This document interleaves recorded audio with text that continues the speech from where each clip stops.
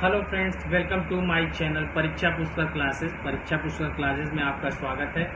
इस चैनल को सब्सक्राइब करिए और लाइक करिए। आज के इस वीडियो में हम भारतीय राज्य व्यवस्था के कुछ महत्वपूर्ण प्रश्नों का अध्ययन करेंगे, जिनकी संख्या लगभग 40 से 50 के बीच में है। हमने संविधान संशोधन से संबंधित एक वीडियो पहले भी अपने चैनल पर अपलोड किया है, आप उसका भी अध्ययन कर सकते हैं, उसे भी देख सकते हैं। चलिए आइए बिना किसी देरी के हम शुरू करते हैं। सबसे पहला प्रश्न जो हमारा है वो है कि किस आयोग ने भारत में केंद्र राज्य संबंधों का अध्ययन किया है। सरकारिया आयोग। सरकारिया आयोग के विषय में हम आपको बता दें कि सरकारिया आयोग का गठन जून 1983 में किया गया था, जिसके अध्यक्ष सर्वोच्च न्यायालय के सेवानिवृत्त न्यायाधीश आर एस सरकारिया साहब थे। उन्होंने केंद्र राज्य संबंधों से संबंधित शक्ति संतुलन पर अपनी संस्तुति दी थी। इस तरह से एक प्रश्न हुआ। अगले प्रश्न पर हम देखते हैं। अगला प्रश्न है, ये जो प्रश्नों की श्रृंखला है, इसमें 40 जो प्रश्न हैं ये विविधा टाइप के प्रश्न हैं। इसमें किसी चैप्टर से हमने प्रश्नों को नहीं उठाया है, एक एक कर करके कई तरह के प्रश्न इसमें आपको मिलेंगे। दूसरा प्रश्न है कि भारतीय राष्ट्रीय कांग्रेस का अधिवेशन कहाँ हुआ था। बहुत पुराना प्रश्न है, हम सब जानते हैं। भारतीय राष्ट्रीय कांग्रेस का सबसे पहला अधिवेशन मुंबई में हुआ था 1885 में। 28 दिसंबर 1885 में भारतीय राष्ट्रीय संघ का पहला अधिवेशन हुआ था, जिसे भारतीय राष्ट्रीय कांग्रेस के नाम से जाना जाता है। तीसरा प्रश्न है, वर्नाक्युलर प्रेस एक्ट किसने प्रस्तावित किया था। वर्नाक्युलर प्रेस कानून किसने प्रस्तावित किया था। इसका उत्तर है Lord Lytton. Vernacular press act 1878 ईस्वी में लॉर्ड लिटन के कार्यकाल में पारित हुआ था। इस अधिनियम का सबसे जो विपरीत पक्ष था वह था कि देशी भाषा और अंग्रेजी भाषा के समाचार पत्रों में विभेद किया गया था। इस अधिनियम को 1882 में लॉर्ड रिपन महोदय के द्वारा रद्द कर दिया गया। अगला प्रश्न, भारतीय राजनीति में भारतीय स्वतंत्रता आंदोलन में मुस्लिम लीग ने सीधी कार्यवाही दिवस कब मनाया। प्रश्न रिपीट करते हैं, मुस्लिम लीग ने सीधी कार्यवाही दिवस कब मनाया। मुस्लिम लीग द्वारा सीधी कार्यवाही दिवस 16 अगस्त 1946 को मनाया गया था। अगला प्रश्न है, गदर पार्टी की स्थापना किसने की। गदर पार्टी की स्थापना लाला हरदयाल द्वारा की गई थी। लाला हरदयाल इसके मनीषी और पथ प्रदर्शक थे। अगला प्रश्न है, ब्रह्म समाज की स्थापना किसने की थी। ब्रह्म समाज की स्थापना राजा राम मोहन राय द्वारा 1828 ईस्वी में की गई थी। उनके द्वारा हिंदू धर्म का पहला सुधार आंदोलन शुरू किया गया था। और अगला प्रश्न है, राजा राम मोहन राय से ही संबंधित है कि सती प्रथा का उन्मूलन किसके नेतृत्व में किया गया। तो इसमें सबसे बड़ा योगदान राजा राम मोहन राय साहब का ही था। उन्होंने ही इसमें पहल की और विलियम बेंटिंग ने कानून बना करके सती प्रथा को पूरी तरह से प्रतिबंधित कर दिया था 1829 में। और 1830 में यह नियम बम्बई और मद्रास प्रेसिडेंसी में भी लागू कर दिया गया था। शुरू में इसे केवल बंगाल प्रेसिडेंसी में लागू किया गया था। भारत में स्वतंत्र भारत के इतिहास में किसी राज्य की प्रथम महिला मुख्यमंत्री कौन बनी और वो किस राज्य की बनी। उत्तर है उत्तर प्रदेश में सुचेता कृपलानी 1963 में मुख्यमंत्री बनी थी, जो भारत की प्रथम महिला मुख्यमंत्री के नाम से सुशोभित की गई। स्वतंत्रता के बाद सरोजिनी नायडू उत्तर प्रदेश की प्रथम महिला राज्यपाल बनी, जो कि भारत की प्रथम महिला राज्यपाल के नाम से जानी जाती हैं। अगला प्रश्न है, सर्वेंट ऑफ इंडिया सोसाइटी की स्थापना किसने की? सर्वेंट्स ऑफ इंडिया सोसाइटी की स्थापना गोपाल कृष्ण गोखले द्वारा की गई। पूना में 1905 में गोपाल कृष्ण गोखले ने भारत सेवक मंडल की स्थापना की थी, जिसका उद्देश्य भारत सेवा के लिए प्रचारक तैयार करना था। चलिए अगले प्रश्न को देखते हैं कि किस भारतीय महिला ने स्वतंत्रता आंदोलन के दौरान क्रांतिकारी साधनों का समर्थन नहीं किया था? किस भारतीय महिला ने स्वतंत्रता आंदोलन के दौरान क्रांतिकारी साधनों का समर्थन नहीं किया था? ये थी मणिबेन पटेल।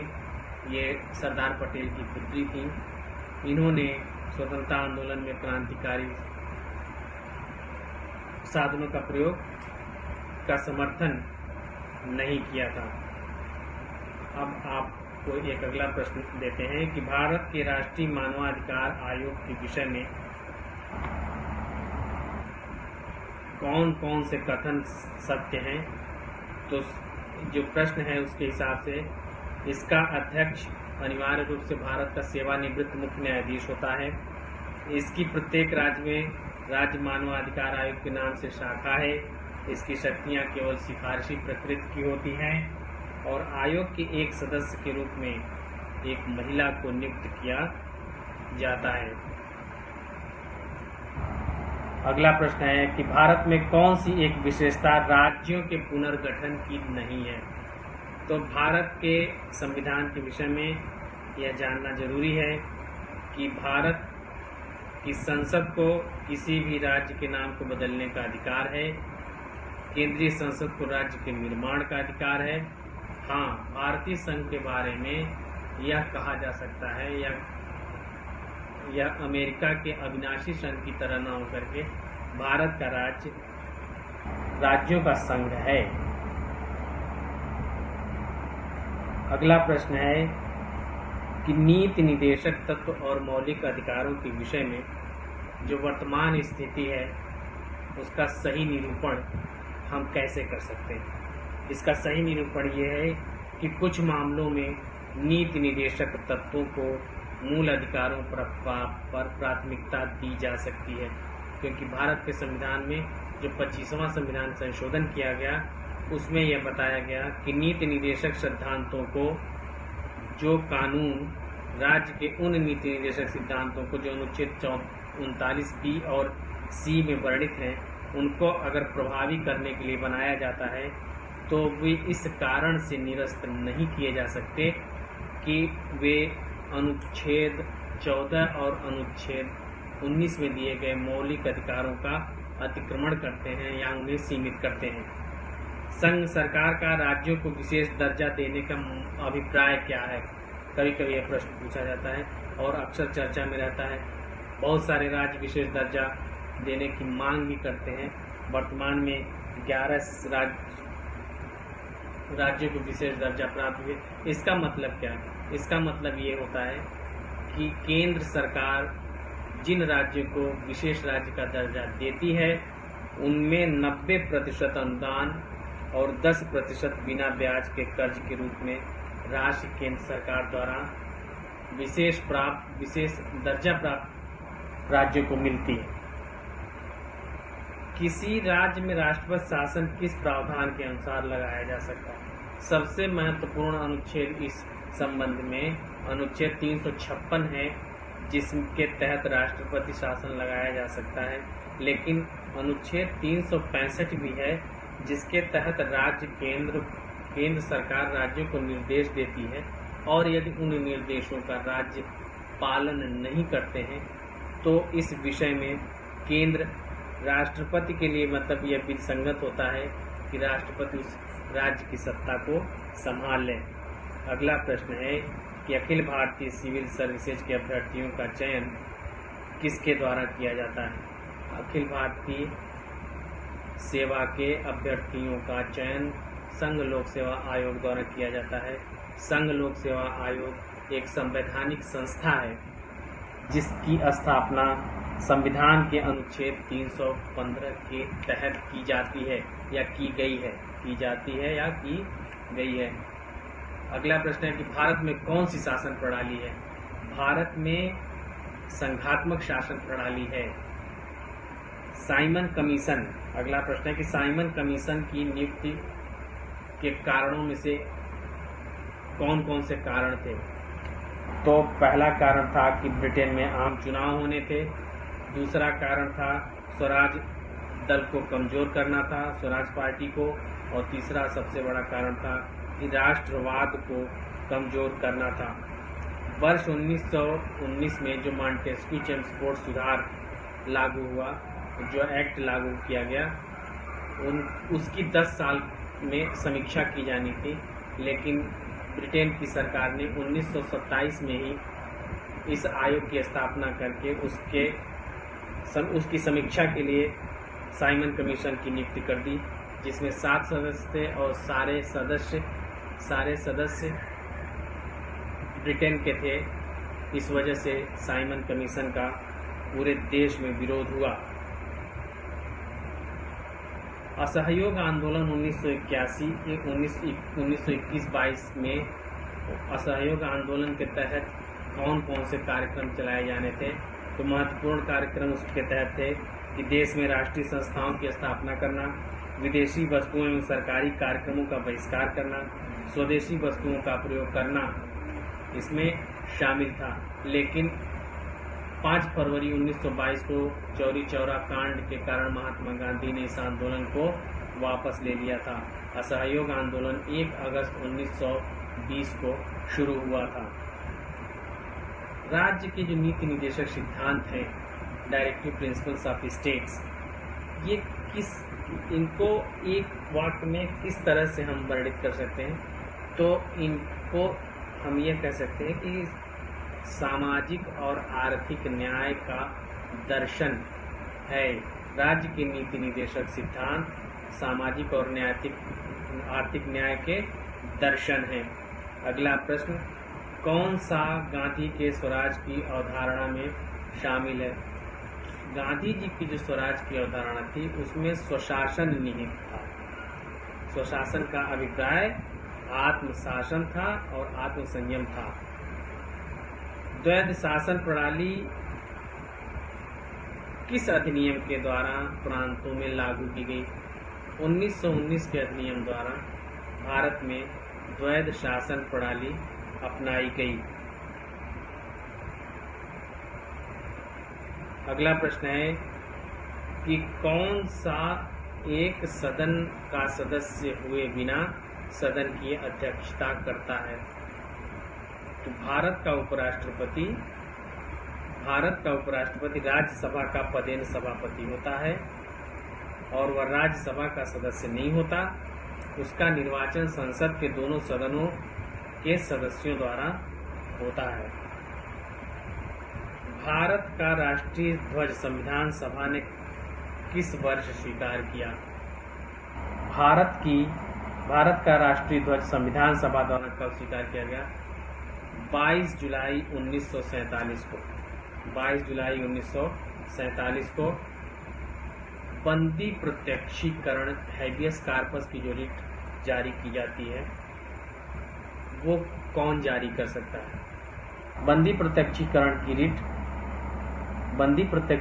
की रिट उच्चतम न्यायालय द्वारा भी जारी की जा सकती है और सर्वोच्च उच्च न्यायालयों द्वारा भी जारी की जा सकती है।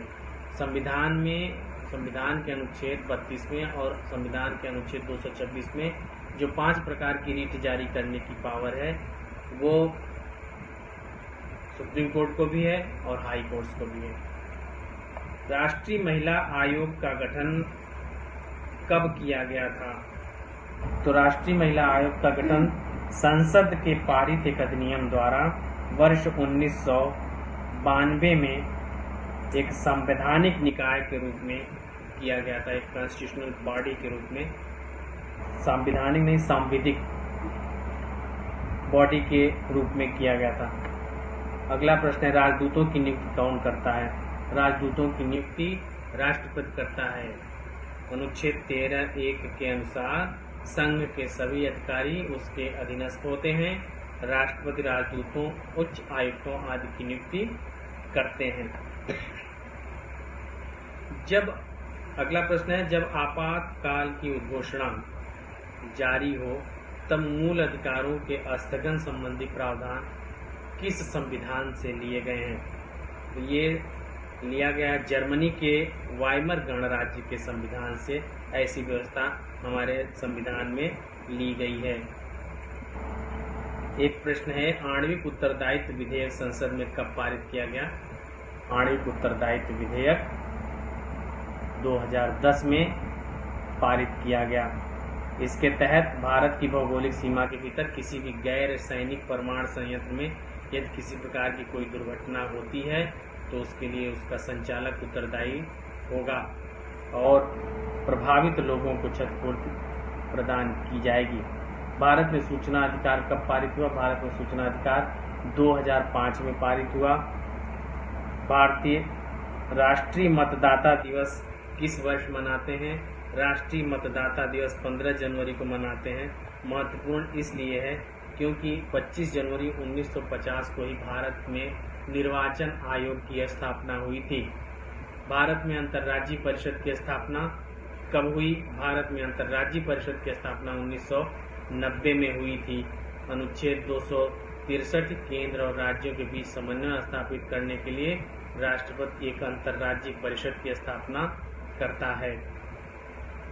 ठीक है, अगला प्रश्न है, आईपीसी का फुल फॉर्म क्या होता है? आईपीसी का मतलब क्या है? आईपीसी का मतलब है इंडियन पेनल कोड।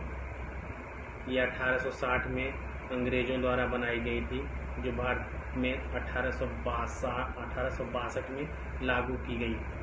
भारत सरकार ने खाद्य निवारण नियम किस वर्ष पारित किया गया? भारत सरकार द्वारा prevention of food adulteration act किस वर्ष पारित किया गया? ये 1954 में पारित किया गया था भारत सरकार द्वारा। अगला प्रश्न है, संसदीय लोकतंत्र का क्या मतलब है? संसदीय लोकतंत्र का मतलब यह होता है कि वास्तविक कार्यपालिका विधायिका के प्रति उत्तरदायी होती है। संघीय व्यवस्था में सरकार की संघीय व्यवस्था में शक्तियां किनके बीच बटी होती हैं? शक्तियां केंद्र और राज्य इकाइयों के बीच में बटी होती हैं। एक संघात्मक सरकार में केंद्र और राज्यों के बीच शक्ति का विभाजन संविधान द्वारा किया जाता है।